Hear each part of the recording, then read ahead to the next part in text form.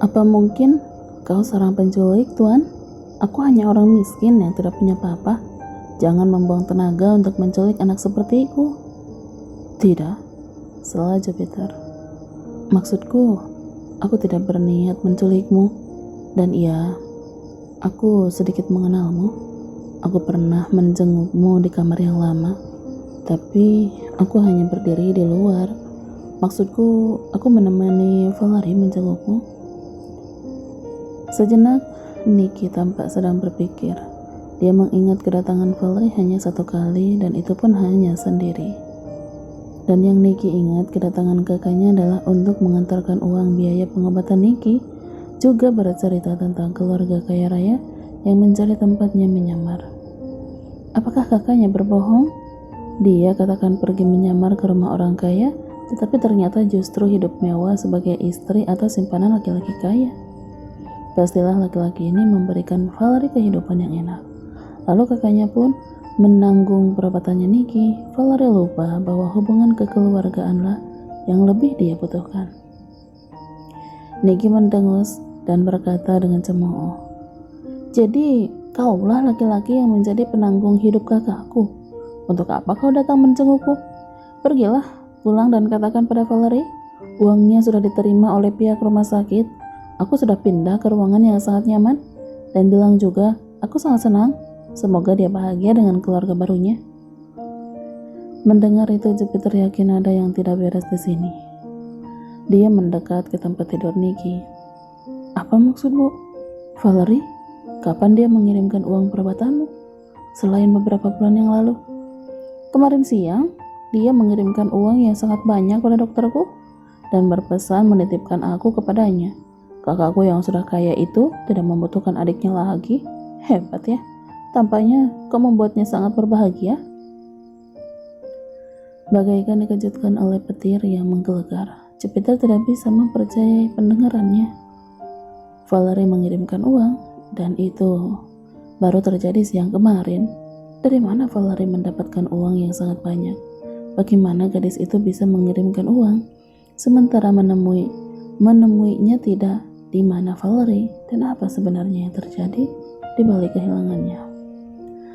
Dulu ketika kepergian Megan, Jupiter merasa sangat marah sehingga ingin menemukan dan membunuh wanita itu dengan tangannya. Tapi ketika sekarang Valerie menghilang dari hidupnya, Jupiter bahkan tidak bisa menunjukkan emosinya.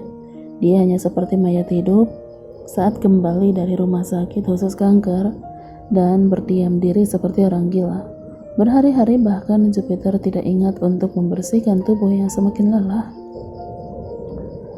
Jangankan untuk bekerja, menemui Rainer pun tidak ada keberanian di dalam hati Jupiter. Lelaki itu menghabiskan hampir seluruh waktunya di ruang kerja di kantor perusahaan. Jupiter bahkan tidak ingin kembali ke rumah. Selain karena tidak mampu mendengar pertanyaan dari sang putra, Peter pun merasa dirinya seperti dihantui oleh bayang-bayang Valerie. Kenangan di dalam rumah itu seakan terus terlihat oleh matanya. Senyum dan tawa riang sang gadis bagaikan berputar di telinga. Peter benar-benar patah, rapuh, tidak memiliki semangat hidup. Setelah beberapa hari Peter hanya mengurung diri, dia pun tidak bisa membiarkan Rainer menangis pun. Peter harus bisa menghadapinya. Jupiter tahu semakin lama dia bersembunyi akan membuat Rainer semakin sedih dan menunggu. Bagaimanapun, dia harus mengatakannya agar Rainer tidak merasa diabaikan. Langkah tidak bersemangat itu Jupiter bawa memasuki rumah besarnya, yang langsung disambut Rainer di ruangan depan, seperti dia sengaja duduk di sana untuk menunggu ayahnya pulang. Lelaki itu sempat terkejut dan mempersiapkan diri untuk menjawab pertanyaan dari sang anak. "Ayah, sudah makan? Mari kita makan bersama. Jika belum, aku sengaja menunggu ayah pulang," katanya saat melihat Jupiter masuk. Penampilan Jupiter sangat kacau. Rainer tahu ayahnya pasti belum bisa menemukan Valerie, ibu yang dia rindukan. Anak itu menjadi sangat iba melihat kondisi sang ayah demi mencari ibu yang Rainer minta. Untuk menebus rasa bersalahnya, Rainer pun memamerkan senyuman tipis. Sang ayah yang sangat jarang mendapat senyum dari Rainer merasa hatinya menghangat. Meski dia belum bisa menemukan di mana keberadaan Valerie, setidaknya ajaran yang Valerie tinggalkan membekas di hati putranya. Rainer bisa tersenyum, seakan Valerie masih ada di rumah itu. Itu membuat Jupiter merasa semakin ingin lebih cepat menemukan gadis pujaan hatinya dan meresmikannya menjadi ibu untuk Rainer. Belum, ayah tidak sempat makan di luar. Mari, ayah juga lapar. Dia membalas senyuman putranya dan mulai melangkah menuju ruang makan. Keduanya duduk berhadapan di balik ujung meja yang tidak sangat jauh. Keheningan kembali terjadi, meski Rainer selalu menunjukkan wajah ceria. Ya, anak itu mengulas senyum tipis untuk membuat ayahnya tidak merasa terbebani ketika belum melihat Valerie ikut pulang. Tentu saja Jupiter juga mengerti akan hal itu. Mimik wajah Rainer yang kecewa melihat kepulangannya tadi sangat bisa dia baca. Rainer pasti ingin bertanya, tapi dia sungkan terhadap ayahnya. Rainer, anak yang memang bersikap lebih dewasa dari anak seusianya, mencoba menetralkan hati ayahnya dengan tidak banyak bertanya. Ayah tidak boleh lupa makan. Meski sangat sibuk di kantor, makanlah dengan baik. Pekerjaan bisa menunggu, tapi lambung kita akan sakit jika tidak diisi. Seperti dialah yang menjadi ayah di sini, membuat Jupiter terenyuh. Baik, ayah akan melakukan yang kau katakan. Bagus, ayah memang harus melakukannya. Ingat, kau memiliki putra yang harus kau lihat tumbuh dewasa. Sebanyak ini efek baik yang Valerie bawa ke dalam keluarga Emmanuel, dan gadis itu justru pergi. Dia hanya memikirkan kesalahannya tanpa melihat efek baik oleh kehadirannya. Jupiter sedikit kecewa mengingat betapa bertekadnya Valerie meminta lepas darinya. Besok aku akan mengambil libur, Rainer. Kau ingin melakukan sesuatu dengan ayah? Tanya Peter membuka bahan pembicaraan. Rainer menghentikan niatnya untuk memasukkan sendok berisi makanan itu ke dalam mulut, lantas menatap sang ayah di depan sana. Kemana? Ayah ingin melakukan sesuatu seperti apa? Entahlah, hari-hari terasa membosankan bagiku. Mungkin ingin bermain golf, sekedar melepas penat dari lelahnya pekerjaan? Rainer melanjutkan acara makan tanpa menjawab pertanyaan dari sang ayah. Lalu dia berpura-pura melupakan ajakan itu. Dia abaikan tatapan Jupiter yang menunggu respon dirinya, dan Aco bagaikan tidak menyadari. Denting piring yang beradu dengan peralatan lainnya pun terdengar. Kesunyian tercipta begitu saja, membuat Jupiter merasa was-was terhadap putranya.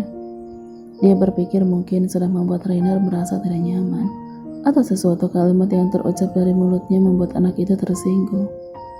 Jupiter berpikir sejenak sembari menirukan Rainer yang tengah menghabiskan isi piringnya. Maafkan ayah, bukan maksudku berkata lelah bekerja untuk keluarga ini. Aku hanya ingin menciptakan sebuah waktu panjang untuk kita.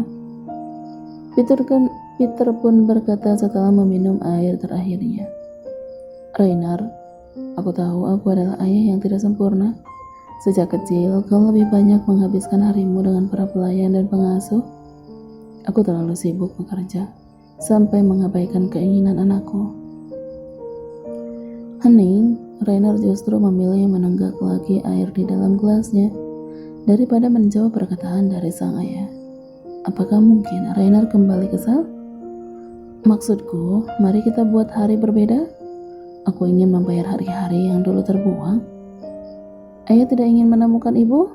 Tanya Rainer akhirnya, meletakkan gelas di atas meja. Aku ingin melakukannya, tapi aku juga ingin melakukan itu bersama dengan ibu. Ayah, aku tahu kau kecewa melihat ibu pergi, tapi aku juga tahu kau sangat merindukannya. Tidak bisakah kau temukan ibu terlebih dahulu, lalu kita habiskan hari bersama? Tidak inginkah kau membuat dirimu merasa lebih hidup? Kau sangat kesepian. Aku bisa melihatnya. Kau membutuhkan istrimu, Valerie Damelza, yang sungguh kau rindukan. Kau tidak bisa melewati harimu tanpa menatapnya. Ayah, jangan sangat berusaha ingin menyenangkanku, tapi senangkanlah dirimu lebih dulu dengan menemukan ibu. Aku akan sangat bahagia jika kau menemukannya. Hati Jupiter seperti disiram cairan cuka.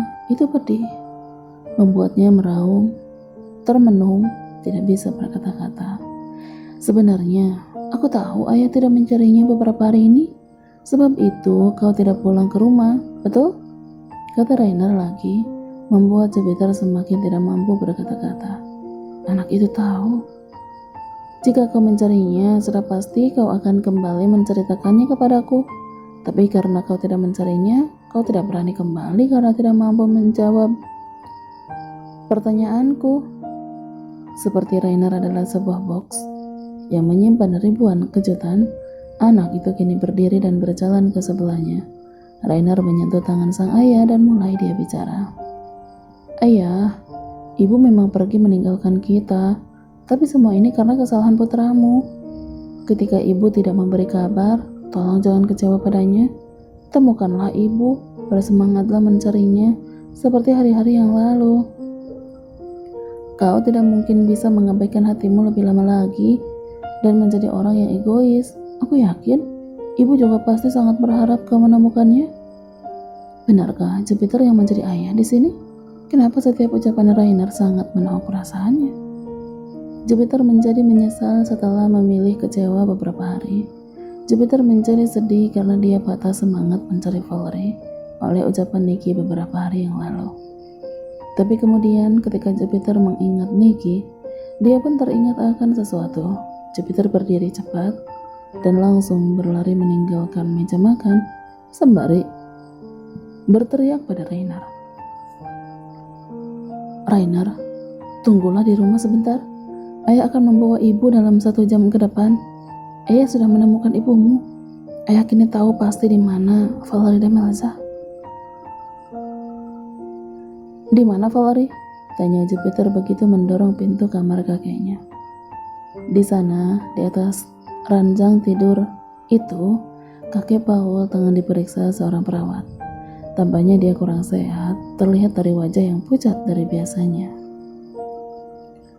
Jangan tanya padaku, sudah berapa kali aku katakan. Kakek Paul menjawab acuh dan kembali fokus menatap tangan perawat yang sedang mengukur tensinya. Apakah normal? Perawat itu menggeleng. Anda harus lebih banyak istirahat, tensi Anda turun drastis, mungkin karena sering begadang. Baiklah, siapkan aja obat untukku, kata kakek Paul, mencegah perawat itu banyak bicara. Setelah perawat keluar, Jupiter memasuki kamar kakeknya. Hatinya iba melihat sang kakek berwajah pucat dan ingin sekali dia mengatakan pada kakeknya agar menjaga kesehatan. Tapi ego di dalam diri belum bisa dia kontrol, sehingga kalimat lainlah yang keluar dari mulutnya. Aku tahu ini ulahmu, jangan berkilas seperti biasanya. Kakek Paul acuh membaringkan diri di atas ranjang untuk menghindari pembicaraan itu.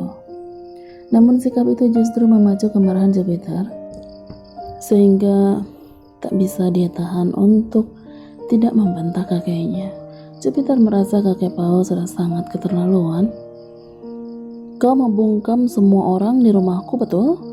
Kau sengaja mematikan CCTV dan menyuruh semua orang untuk diam karena kau merasa berkuasa. Apa kau tuli? Kau hanya bisa menuduh orang lain atas kehilangan. Wanita itu, sudah aku katakan, aku tidak melakukan apapun. Jangan berkeras menuduhku lagi. Kakek Paul mengalihkan wajahnya ke samping. Wajahnya dibuat sangat kesal, tidak suka akan kedatangan Jupiter. Dia menghindari tatapan cucunya yang seakan ingin menelannya hidup-hidup. Jika orang tua itu adalah orang lain, mungkin Jupiter sudah melakukan sesuatu yang berbahaya kepadanya. Hanya karena dia masih ingat bahwa orang ini bagaimanapun adalah kakeknya, lelaki itu akhirnya tidak kuasa menahan amarah, sehingga berlututlah yang mampu Jupiter lakukan sekarang. Kakek, aku tahu kau marah padaku karena sudah berbohong. Aku tahu kau kesal, sebab aku lebih mementingkan Valerie daripada perkataanmu. Aku tahu kau cemburu. Sejak lama, aku tidak mengunjungimu dan sibuk dengan gadisku. Tolong maafkan aku, kakek. Dia menyatukan kedua tangan berlutut di lantai yang jauh dari rancang kakeknya. Seharusnya Jupiter menyadari itu. Dia sudah terlalu sibuk dengan urusannya sendiri sampai tidak pernah mendatangi kakeknya lagi.